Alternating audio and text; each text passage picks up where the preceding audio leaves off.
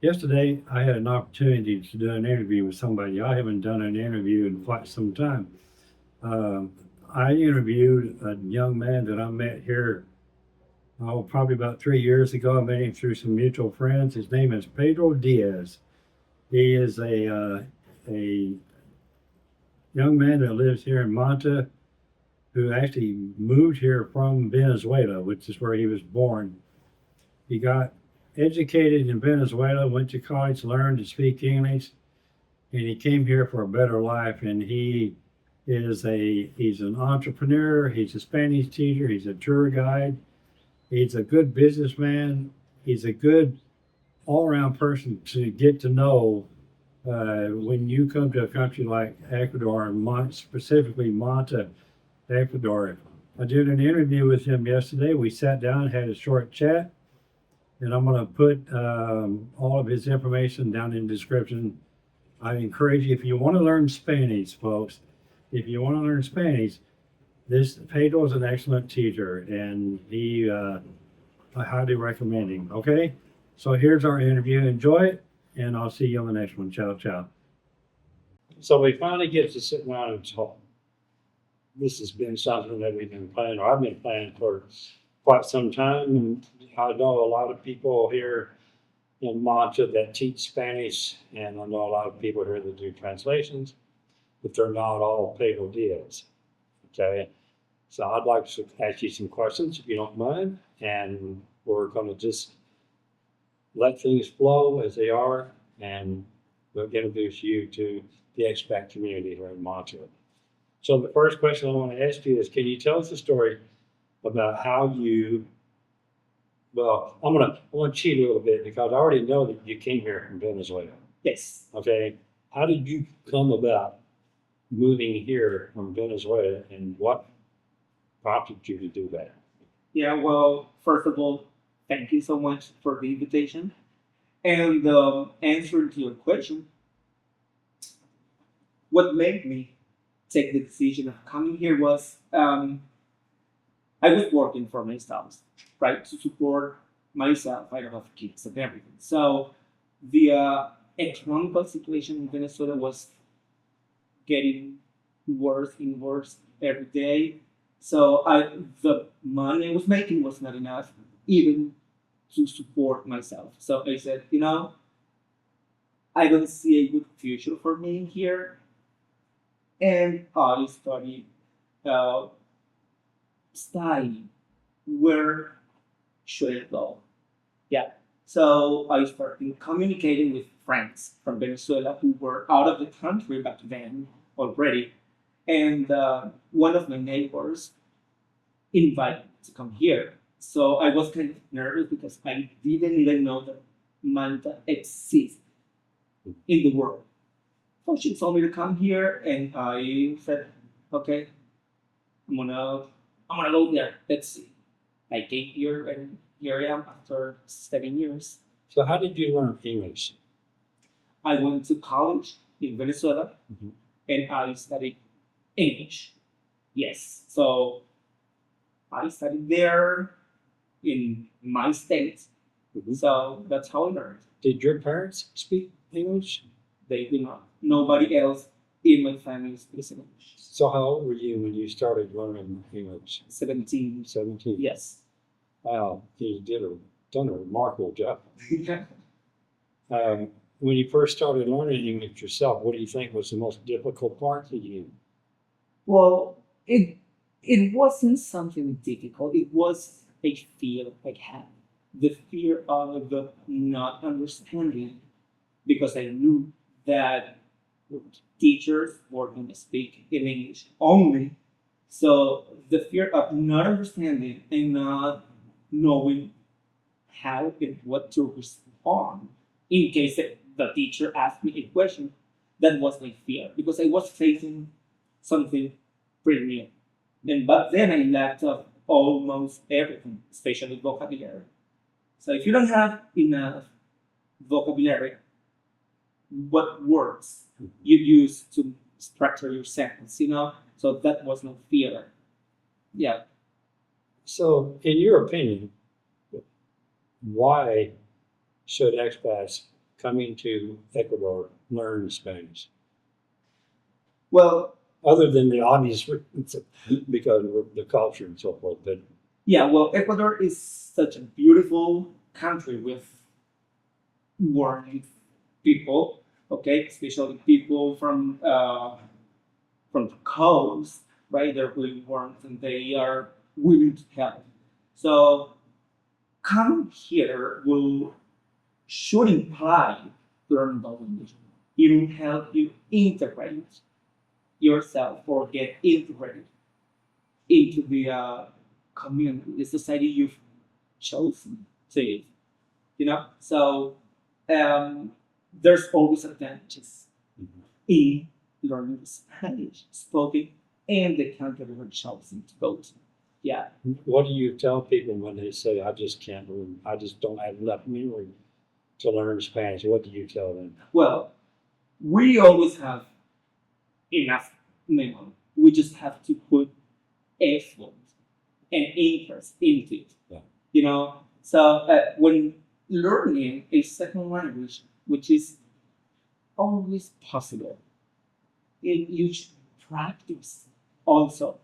Don't wait for the teacher to provide everything. No, you have the teacher.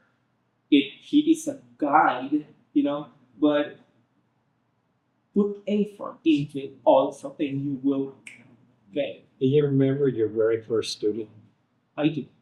Can you tell us anything about that experience? Yes. So we studied out classes. I remember it was a Tuesday morning, 8 in the morning. And when I got his home, because that's part of my job, I go to my students' homes and like a mobile school. So I get there and he looked like all confused and this is not for me. And so he started out making progress. But one day he said, you know, Pedro, I never did good at school. I don't want to keep doing it, but I want you to keep your progression. So he just quit because he said, I don't want to get up at 8 in the morning. I don't have to leave by the clock anymore. I'm retired. So I would like to learn. But I want to keep you as a translator to use your mouth. That is what he says. I use it. That he uses my mouth. Yeah. So, but he was making progress. Yeah. Just didn't want to wake up early. Yes. So what do you think, what are some of the biggest mistakes that people learn or make when they're trying to learn a new language like Spanish? What is the biggest mistake that they make that you think is really hindering their ability to learn Spanish? Yeah. Number one, translating everything literally. We have to understand that English has its grammar and syntax, and Spanish has its grammar and syntax. So that's the main one.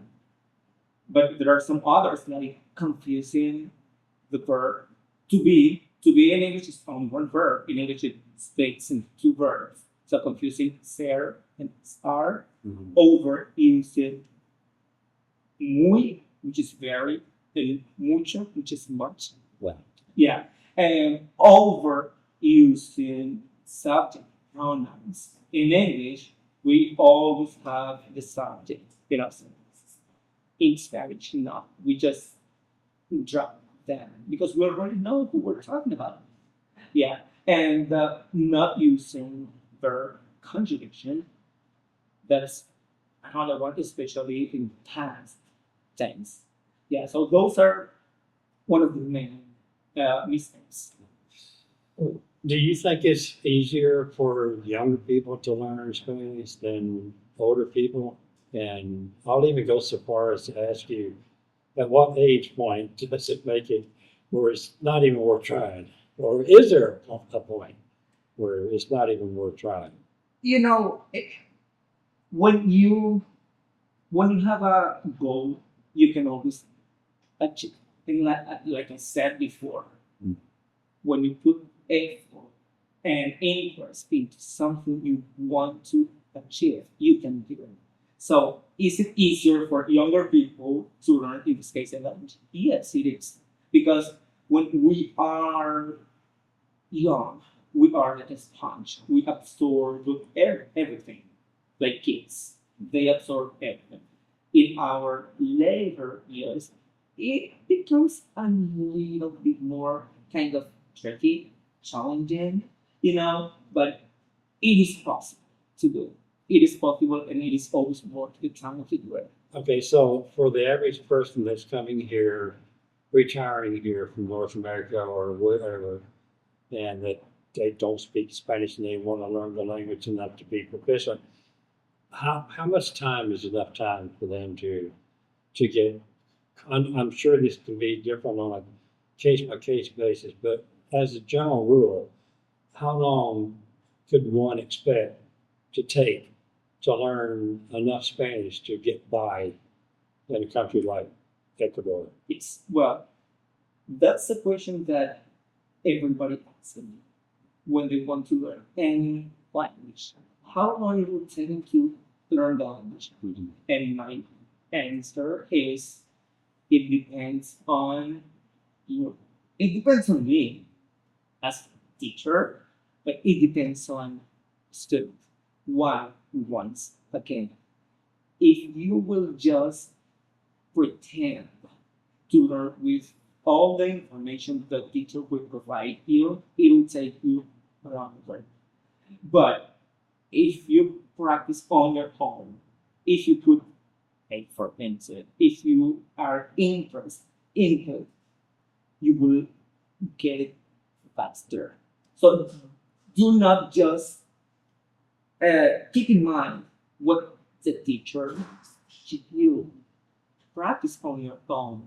You have questions because yes, you have questions that you're sometimes we talk to ourselves in the language we're learning and we're like, hey, is this like this or there's another way? I'm gonna ask this to my teacher, so the teacher can guide you not only with the plan but with the thoughts, the questions they have. So when you're teaching a student Spanish, do you give them homework to do? I do, You do. I do, I do, and I always ask them, would you like me to send you homework? What do I ask? Because I know that being retired is not just about, well, I'm not working anymore and I gotta do nothing every day. No, you have things to do, you have responsibilities. So I don't know whether they want me to send homework or not. What I try to avoid is to cloud them up with homework. But I do it so they can practice in between classes. So when I go to classes, we review this is okay, this is not okay, this is excellent, and that enhances the learning. Okay. So an average lesson, if you're teaching somebody and they're taking full-time lessons for you, what do you recommend as far as how many times per week do they need to have a lesson? Okay, the minimum would be 2 times a week. Okay. I offer 3 times a week, an hour and a half per lesson. Okay. But minimum 2. One is not enough. It is not enough. Yeah. And you charge by the hour for this, or do you have a set rate that you just tell everybody it's going to cost X, Y, Z, and it's going to cost? I have a This one. set price Okay. for all of my things. Okay. Yeah. Yes. Now there's other things that you do here too. You're a translator. Yeah. You specialize in translation, like, or will you just take anything, or are there some translation jobs that you don't want to take? Because I know that some translators are really bad at translating medical Mm-hmm. stuff, but some translators are really good at just communicating, like with, say, government officials, like you and I did when we went to SRI. Yes. I'll tell the audience now, I took you to basically do all my talking for me. And I told you what I wanted to do, and I shut up and let you do the talking. So, what is your preference? What do you prefer? Or do you have a preference here? Nowadays, I don't have a preference. Okay. I used to when I first came here and when I first started working as a translator. And I always tried to avoid the medical translations because I was really, my vocabulary was bad. But life is always giving you challenges. Sure. And I got hired to work as a translator for a hospital boat that came here from the United States. Yeah. And I said, why not? I have to try. I speak the language. I just have to study. Yeah. So I bought myself a book for translators, medical terminology for translators. And I went through that book, and the company that hired me provided me with other material to go through to study, and I practiced. Now, did you get paid? You got paid for that, right? Oh, sure. That was a paid gig. Yes. They'll come back someday, and when they do, will you have the opportunity to go back and work again? We're Well, talking about the Red Cross ship that comes in. Is that what they call it? Is the Red Cross ship or it was a Mercy Hospital boat. Mercy Hospital? Yeah. Okay. Yeah. Yes. And when they come here, they were here for like a week or 2 weeks or A week. parked in the Yeah. port. And what an amazing opportunity. It really was. It really was, and it's an opportunity working for them, working with them, even going onto the boat and walking through it and seeing what is in it. It looks like this, Mhm. but when you go into it, it's like an A-story boat that, oh my gosh, how can this float? So with regard to the translations, okay, I want to make it clear to everybody, and I think you will probably agree with me, that you can't provide translation services for everything. There are going to be some places like the notary office Yes. where you can't translate there. I know that there are some courts that won't allow people to hire their own translator because it has to be provided by the court. Okay, so I'm just going to suggest to people that if they want to, if they want translation services, that they really need to talk to you first and make sure that you have an agreement on what you can actually translate and what you would not be able to translate. Yeah. Not that you couldn't understand the language, but it's a legality thing. Yes. So, okay, all right. I think that's about it. I'm going to put your contact information in the description. I'm not going to do your phone number up here. Yeah. What is the best way to reach you? It's your WhatsApp, I do WhatsApp. I do Gmail. Gmail. But I'd rather be contacted on Gmail. Yeah. Okay. Okay. Well, I think that's it. I appreciate you coming. Thank you for your time. You're most welcome. Okay, and I'll probably see you the next time I need you for translation. Hopefully. Okay. Okay. All right. Ciao, Okay. ciao. Thank you. That's all right. So that's it. That's it. That's Pedro. I know it's a kind of a short interview, but he, if you want to get to know him, get in touch with him through email. I'll put the email address in the description along with his WhatsApp contact information. Feel free to call him if you have any questions or have any trouble reaching him. Let me know and I'll help you get in touch. Okay? See you on the next one. Ciao, ciao.